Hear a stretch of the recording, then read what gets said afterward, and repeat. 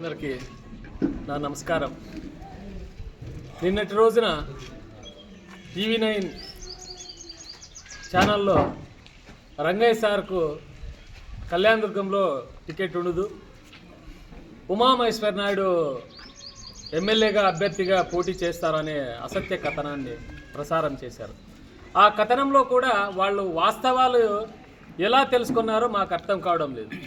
Municipal chairman ఎన్నికల్లో కౌన్సిలర్లు అందరూ వచ్చి రంగయ్య మీ నుంచే మేము చైర్మన్ పీఠము కోల్పోయాము అనే ధోరణిలో వాళ్ళు రంగయ్య సార్ పైన దుమ్మెత్తి పోసినట్లు కథనాన్ని అల్లారు. మీకు ఇక్కడ స్థానికంగా TV9కి రిపోర్టర్ ఉన్నాడో లేదో మాకైతే తెలియదు, లేకపోతే మీరు ఏ విధంగా సమాచారాన్ని తీసుకున్నారో మాకు తెలియదు. మీరు ఇంత మేము ఎప్పుడన్నా కానీ TV9 ఛానల్ని ఎక్కువ చూస్తున్నాం. మీకుండే క్రెడిబిలిటీని మీరు తగ్గించుకుంటున్నారు.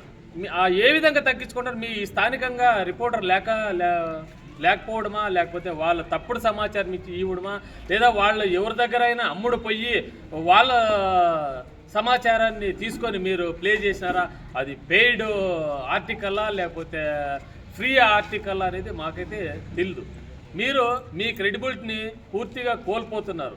ఇలాంటి అసత్య కథనాన్ని మీకు ఎంత అవగాహన ఉందో అదే చెప్పారు కదా, అనంతపురం ఎమ్మెల్యేగా పోటీ చేసినారు రంగయ్య గారు అని మీరు ప్రసారం చేశారు. మీకు కనీసం అవగాహన లేకోకుండా ఎమ్మెల్యేనా ఎంపీగా పోటీ చేసినాడా అనే అవగాహన కానీ మీకు లేకోకుండా ఉంది. ఇలాంటి అసత్య కథనాలని ప్రసారం చేసే ముందు పూర్తి సమాచారం తెలుసుకోకుండా ఇలాంటి కథనాలని ప్రసారం చేసి ఒక్కటే మీరు తెలుసుకోండి, కళ్యాణదుర్గంలో రంగయ్య సార్ గారే 2029 ఎన్నికల్లో పోటీ చేస్తాడు. ఇది సత్యం. తర్వాత ఇంకో విషయం ఏమంటే, ఎవరో పారిశ్రామికవేత్త ఆయన వచ్చి ఎమ్మెల్యేగా పోటీ చేస్తారు, బహిరంగంగా ప్రకటించినారు అని ఒక సోదరుడు సోషల్ మీడియాలో రాసినాడు. నేను అతన్ని ఫోన్ ద్వారా నిన్న సంప్రదించాను. ఏం తమ్ముడు, నీకు ఎవరు చెప్పినారు ఇది, నువ్వు బహిరంగంగా ప్రకటించినాడు అని చెప్పినారు అంటే, అన్నా నాకు సూరి చెప్పినాడు. వాడేవాడు సూరి? ఊదిస్ సూరి ఏమన్నా జగన్మోహన్ రెడ్డా? పార్టీ అధిష్టానం ఎవరు? వాడేవాడు చెప్పేదానికి. కాబట్టి ఇలాంటివి మీరు ప్రసారం చేసే ముందు, సోషల్ మీడియాలో రాసే ముందు ఒకసారి మీరు ఆలోచన చేసండి. అవగాహన లేకోకుండా మా వైఎస్ఆర్ కాంగ్రెస్ పార్టీ నాయకులను కార్యకర్తలను తప్పుదోవ పట్టించే మార్గాన్ని ఎంచుకుంటున్నారు. ఈ విధంగా మీరు పార్టీని డ్యామేజ్ చేయాలనుకుంటే రంగయ్య సార్ నష్టపోడు, పార్టీ నష్టపోతుంది. కాబట్టి ప్రతి ఒక్కరూ ఆలోచన చేయండి.